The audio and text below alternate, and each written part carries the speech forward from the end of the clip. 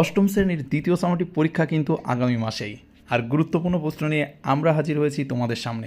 গুরুত্বের নিরিখে যে প্রশ্নগুলি এগিয়ে রয়েছে সেগুলি হলো: সিসমোগ্রাম কি? 2, কোরিওলিস বলের মান কোন অঞ্চলের সর্বাধিক? কোন বায়ুকে ক্রান্তীয় অঞ্চলের পূবালী বায়ু বলে? বাষ্পীভবনের বিপরীত প্রক্রিয়া কোনটি? কত সালে পানামা যোজকটিকে কেটে পানামা খাল করা হয়েছে? হ্রদ অঞ্চলের প্রধান শিল্প কোনটি? মেঘমুক্ত রাতে শিশির বেশি সৃষ্টি হয় কেন? মার্কিন যুক্তরাষ্ট্রের বৃহত্তম লৌহ আকরিকের নাম কি? নিস কি?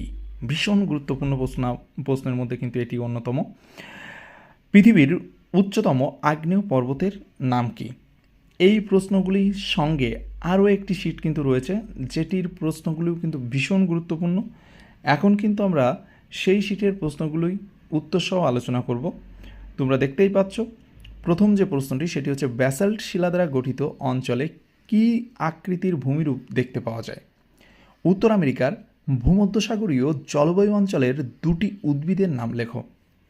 জ্যাকস কাদের বলে? এই প্রশ্নটি সবাই কমন পাবে। বৃষ্টিছায় অঞ্চলে দেখা যায় কি? অনুবাদ ঢাল, তোমরা সবাই জানো।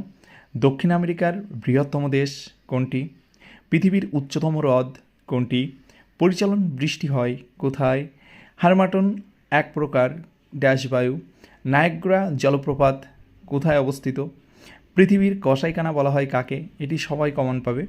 মৌসুমি বায়ু অপর নাম কি? জলীয় বাষ্প কি বায়ুর থেকে হালকা না ভারী? কানাডিয়ান শিল্প মূলত কি? পরিষ্কার আবহাওয়া নির্দেশ করে কোন মেঘ? ক্রোফেসীমা ও নিফেসীমার মধ্যে রয়েছে কি?